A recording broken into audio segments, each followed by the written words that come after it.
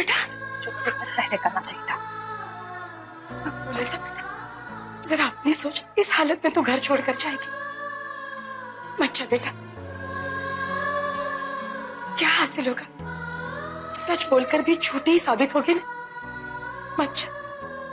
तो क्या फर्क पड़ेगा? जहां एक बाप अपने ही बच्चे को बाप कहता हो, जहां एक बेटा अपने ही बाप की झूठी कसम खाता हो, वहां सच और झूठ का क्या फैसला होगा? बताइए मुझे। अच्छा नहीं, अब बहुत हो गया। अब मैं यहां नहीं रुक सकती एक पल भी।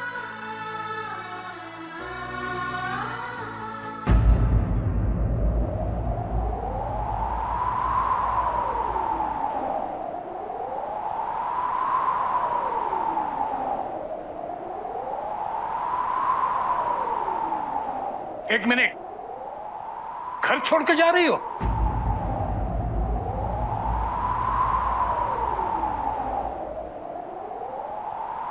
नहीं, घर छोड़कर नहीं, नाता तोड़कर जा रही हूं।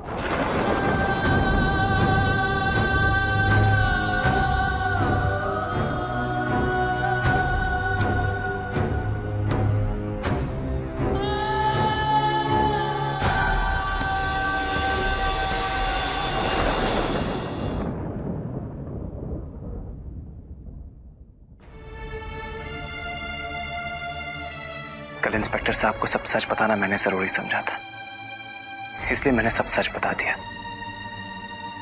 लेकिन इसका ये मतलब नहीं है कि मैं तुम्हारे साथ नहीं हूं। संध्या, मैं जानता हूं कि ये खून तुमने नहीं किया है, इसलिए अपने आप को अकेला मत समझना। मैं तुम्हारे साथ हूं।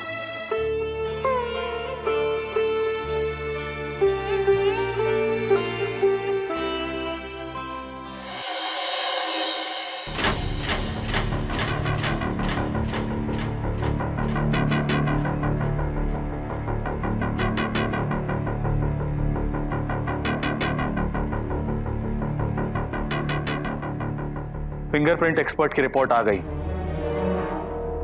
और इस रिपोर्ट के मुताबिक मरने वाले के कमरे से जिसके फिंगरप्रिंट्स मिले हैं वो संध्या है।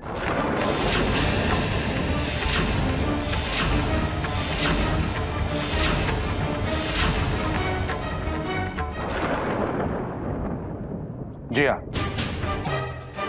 सरला जी के कमरे से संध्या के फिंगरप्रिंट्स मिले। संध्या का उनको जान से मारने की धमकी देना, उनको जान से मारने की कोशिश करना और सबसे जरूरी बात, सरिता जी का बयान जिसमें उन्होंने ये कहा है कि जिस वक्त सरला जी का खून हुआ उस वक्त उन्होंने संध्या को उनके कमरे से निकलते हुए देखा और इस बात के गवाह खुद गरोदिया साहब भी हैं। इसलिए ये सारे सबूत और ये गवाह फिलहाल तो संध्या को ही दोषी मानते हैं। इसलिए मुझे मजबूरन संध्या को अरेस्ट करना होगा। ये आप क्या कह रहे हैं इंस्पेक्टर साहब? संध्या सरला चाची का खून कैसे कर सकती है? कानून आपकी और हमारी नहीं, सबूत और गवाह की बात समझता है और फिलहाल तो सभी सबूत और गवाह आपकी पत्नी संध्या के खिलाफ। हवलदार, अरेस्टर। लेकिन इंस्पेक्टर साहब, रुक जाइए इंस्पेक्टर साहब।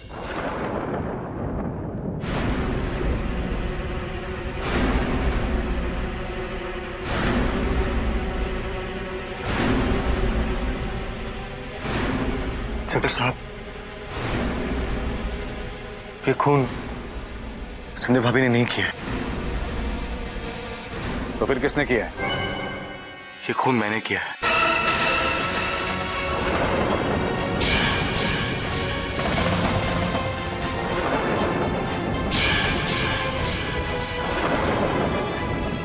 हाँ इंस्पेक्टर साहब, मैंने ही मारा है सरला चाची को। आप संध्या भाभी को नहीं, मुझे गिरफ्तार करो। लेकिन क्यों? क्या हम इसकी वजह जान सकते हैं? क्योंकि वो संध्या भाभी और मोटा भाई को अलग कर देना चाहती थी।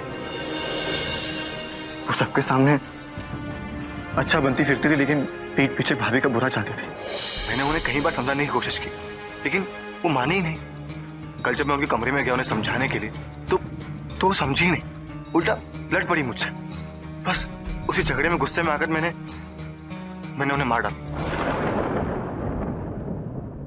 फिर तो ये केस ही सॉल्व होगी। मुजरिम ने खुद अपना गुनाह कबूल कर लिया है। हवलदार। नहीं इंस्पेक्टर साहब, इसने ये खून नहीं किया, ये झूठ बोल रहा है।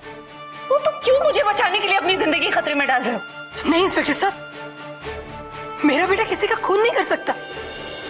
वो तो इतना भोला और सीधा है। वो अपनी भाभी को बचाने के लिए उसे खुद नहीं पता कि वो क्या बोल रहा है।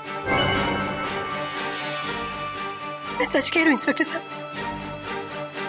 उसने आज तक किसी का दिल तक नहीं दुखाया। वो किसी की जान कैसे ले सकता है? मेरे बेटे को छोड़ दीजिए इंस्पेक्टर साहब, उसने ये खुद नहीं किया। मैं सच कह रही हूँ, उसने ये खुद नहीं किया। देखिए, आपको जो भी कहना है अब आप पुलिस स्टेशन आके कहिए। चलिए मिस्टर अनमोल। बाबूजी, आप तो कुछ बोलिए। आपको पता है ना कि अनमोल ने ये खुद नहीं किया। बाबूजी प्लीज, आज इंस्पेक्टर को कुछ बताइए ना। मिल गई तुझे ठंडक, एक को तो मार दिया, अब मेरे बेटे को जेल भिजवा रही है तू। पुलिस ने तो तुझे छोड़ दिया, पर मैं तुझे नहीं छोड़ूंगी। मेरे बेटे ने खून नहीं किया। खून तूने किया है, मैंने देखा है तुझे सलामिन के रूप से बाहर आते हुए। बाबूजी, आपको ही पता है ना कि अनमोल ने खून नहीं किया, खून संध्या ने किया है। आपने भी तो देखा है ना उसे कमरे से बाहर निकलते हुए। तो फिर आप बोलते क्यों नहीं पता इंस्पेक्टर को? मेरे बेटे को बचा लीजिए और इसे जेल भिजवा दीजिए इसे जेल, और मेरे बेटे को छुड़वा दीजिए।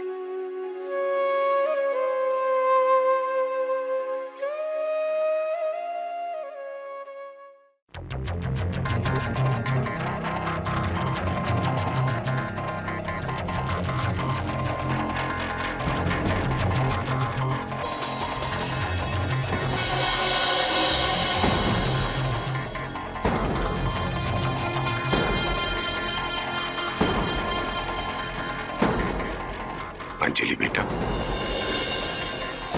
दादाजी। बेटा, घर के सारे लोग बाहर हॉल में बैठे हुए हैं और तुम अपने कमरे से निकल ही नहीं रही। कुछ पता है तुम्हें इस घर पर क्या आफत आई हुई? जिन्हें हमने अपना मेहमान बना के रखा था, हमारे घर में उन्हीं का। मैं जानती हूँ दादाजी की सरला चाची का खून हो गया है। मेरी तबीयत ठीक नहीं थी, इसलिए मैं कमरे से बाहर नहीं निकली। पुलिस आके मेरी स्टेटमेंट ले चुकी है। बेटा, खून तो हुआ ही है, लेकिन एक और बहुत बड़ी आफत आने वाली है। पुलिस ने अनमोल को गिरफ्तार कर लिया और उसको ले जाने वाली है। अनमोल को? लेकिन क्यों? बेटा, उसने सरला जी का खून अपने सर पर ले लिया है। पुलिस को बयान दे दिया है कि उसी ने सरला जी का खून किया है।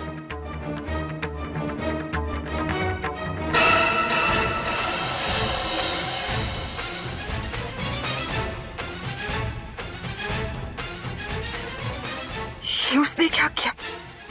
वो जानता है कि मैं उस वक्त सरला चाची के कमरे में। इसका मतलब उसने मुझे बचाने के लिए। नहीं, मैं ये नहीं होने दूंगी। उसने पहले मेरी वजह से काफी कुछ सहा है। और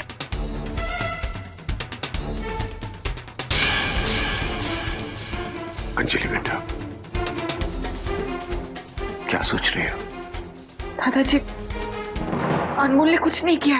अनमोल बेकसूर है। कहाँ है वो अभी? बेटा, उससे तो पुलिस स्टेशन लेकर जा रही है। मैं ऐसा होने नहीं दूंगी। संध्या, अनमोल किसी का खून कर ही नहीं सकता। मैं जानती हूँ, और ये भी जानती हूँ कि वो ये सब क्यों कर रहा है। मुझे बचाने के लिए वो खून का इल्जाम अपने सर ले रहा, क्योंकि वो नहीं चाहता कि मैं जेल चली जाऊं। हवलदार, तुम अनमोल को लेकर पुलिस स्टेशन जाओ, तब तक मैं बाकी के लोगों के सिग्नेचर्स लेता हूं उनके स्टेटमेंट्स पर। इंस्पेक्टर रुक जाइए।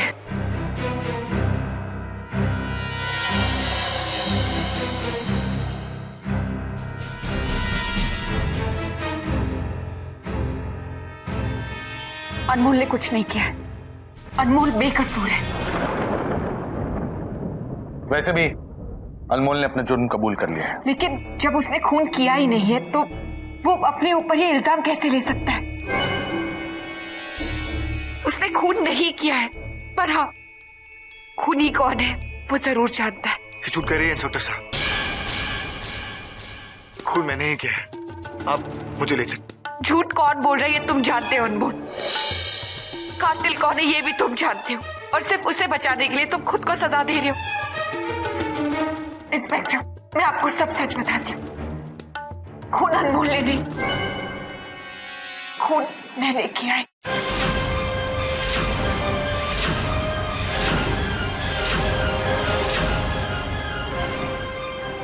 इंस्पेक्टर साहब, ये झूठ कह रही है, खून मैंने ही किया है। मैं इसका पति हूं, इसलिए कि मेरा इल्जाम अपने ऊपर ले रही है। आखिर मैंने ऐसा क्या काम किया है जिससे तुम अपने आप को मेरा पति कहला रहे हो, या मैं अपने आप को तुम्हारी पत्नी कहूंगी? जब से हमारी शादी हुई है मैं तुम्हें एक पल भी खुशी का नहीं दे पाई। अंजलि, ये तुम क्या कह रही हो? सच सच बता, क्या बात है? माँ, आप सबको ये जानकर दुख होगा, भले मेरी शादी अनमोल से हुई है, लेकिन आज तक मैं उसे पति होने का सुख नहीं दे पाई। मैंने कभी उसे अपना पति नहीं माना। हर बार मैं उसे जलील करती रही, नौकरों जैसे उसके साथ बर्ताव करती रही। हम लोग एक कमरे में एक साथ जरूर रहते थे, लेकिन मैं बेड पे सोती थी और अनमोल जमीन पर। अंजलि, ऐसा ही सब कुछ करना था तो तुमने अनमोल से शादी क्यों की? क्योंकि मुझे इस घर में आना था, मुझे नीरज को पाना था। अब सब लोग जानते थे कि मैं नीरज से कितना प्यार करती थी, और यही वजह थी कि मैंने अनमोल को अपना पति नहीं माना। लेकिन अनमोल मेरी नफरत सहता गया। मैं आज तक उसे कुछ नहीं दे पाई, तो उसकी जान कैसे ले सकती हूँ? उसने मेरे लिए कितना कुछ किया है। लेकिन तुमने सरला को क्यों मारा? सरला चाची और संध्या की पुरानी दुश्मनी थी। जब मुझे ये बात पता चली तब मैंने उन्हें इस घर में लाने का प्लान बनाया, ताकि उनके यहाँ आने से मैं संध्या को हमेशा के लिए नीरज की जिंदगी से हटा सकती हूँ। मैं नीरज को पाना चाहती थी और सरला चाची संध्या से बदला लेना चाहती थी।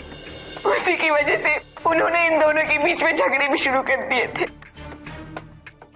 लेकिन एक दिन युवराज की मौत का गम अब भी मेरे सीने में है। वो संध्या की मौत के साथ ही जाएगा।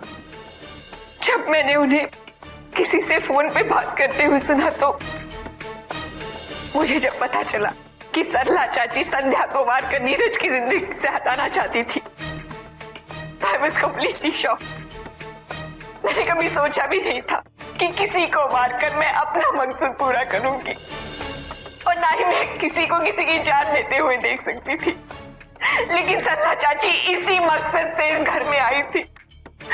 वो तो अनमोल को भी मारना चाहती थी ताकि मेरी शादी नीरज से करवा सके।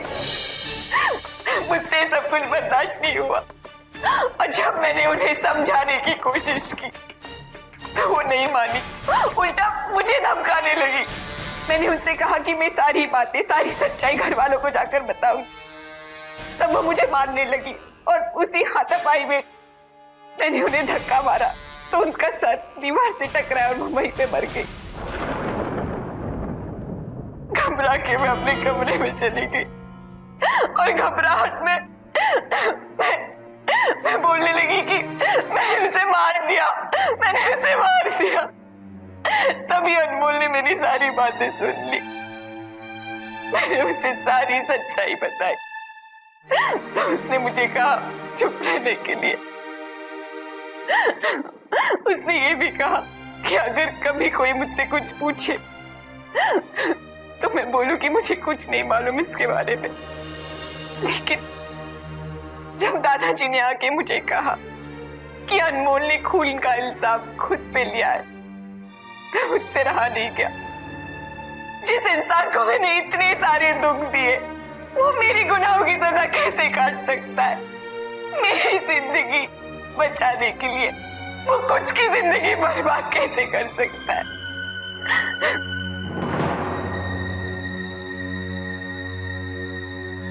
इंस्पेक्टर साहब, मैंने आपसे जो कुछ कहा है उसका एक एक लफ्ज सच है। खून मैंने किया है, गुनहगार मैं हूं। मुझे गिरफ्तार कर लीजिए। मैं जानता हूं कि तुम सच बोल रही, क्योंकि सरला जी के कमरे में हमें संध्या के नहीं तुम्हारे फिंगरप्रिंट्स मिले।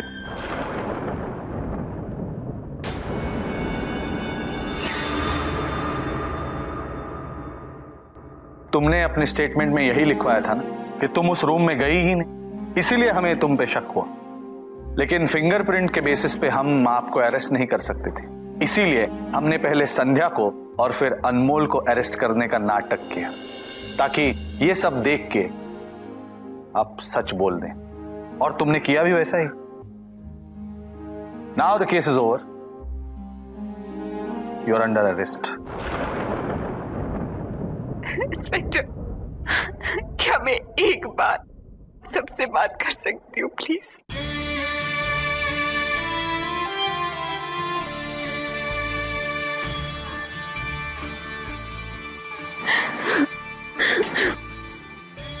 मेरी गुनाह की सजा तो कानून मुझे दे देगा, लेकिन सबसे बड़ी गुनहगार तो मैं हूं तुम्हारी। उसकी सजा भुगतने के लिए शायद मुझे अगला जन्म लेना पड़े, लेकिन इस जन्म अगर मुझे मौका मिला ना तो मैं तुम्हारी पत्नी बनकर तुम्हें वो सारी खुशियां दूंगी जिसके हकदार हो तुम। हो सके तो मुझे माफ कर देना अनमोल, मुझे माफ कर देना। अंजलि,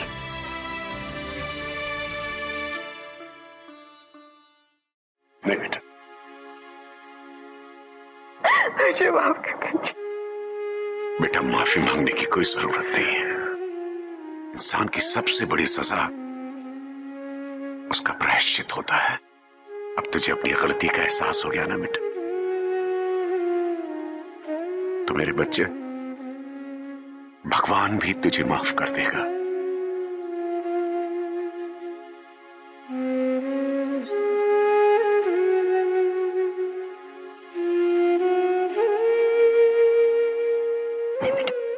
मुझे माफ कर दीजिए। मैं तुम्हारे माफी के तो काबिल नहीं हूँ, लेकिन नहीं अंजलि, तुम्हें माफी मांगने की कोई जरूरत नहीं। तुम इस घर की बहू हो और तुम हम सबको छोड़कर कहीं नहीं जाओगी। तुमने कोई खून नहीं किया, जो कुछ भी हुआ वो सिर्फ एक हादसा था। और हम सब ये साबित करके रहेंगे कोर्ट में, ठीक है?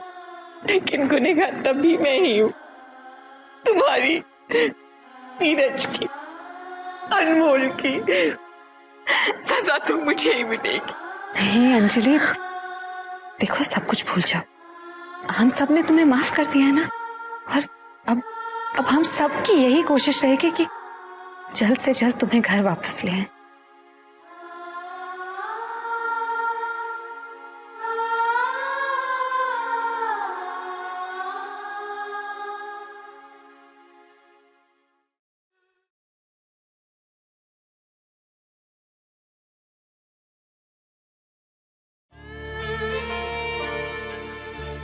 संध्या, मैंने तुम्हें कितना गलत समझा,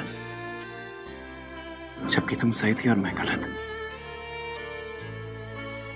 सरला चाची के मन में तुम्हारे लिए इतनी नफरत होगी, ये कभी मैंने सोचा भी नहीं था। उनकी वजह से हमारे बीच कितने झगड़े हुए। कोई बात नहीं नीरज, मैं जानती थी कि एक दिन सरला चाची की सच्चाई सबके सामने आ जाएगी और तब सब कुछ ठीक हो जाएगा। नहीं संध्या, अभी सब कुछ ठीक नहीं हुआ है। वो देखो,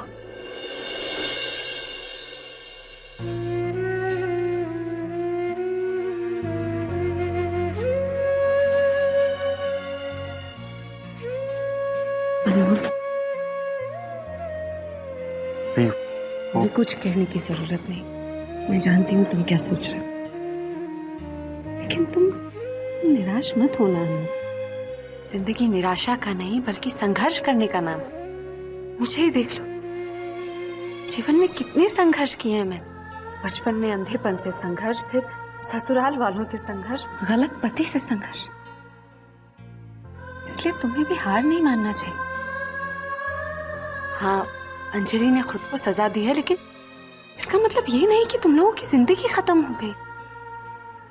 भाई, अंजलि के लिए लड़ना होगा अनमोल। कोर्ट में ये साबित करना होगा कि जो कुछ भी हुआ वो महज एक हादसा था, उसने कोई खून नहीं किया। तुम्हें अपनी पत्नी को बेगुनाह साबित करना होगा, उसे घर वापस लेकर आना होगा। हाँ, हम सब तुम्हारे साथ हैं और अब सब मिलकर तुम्हें तुम्हारी खुशियां लौटाएंगे। और असली खुशी तो अपनों में ही होती है। हाँ बेटा।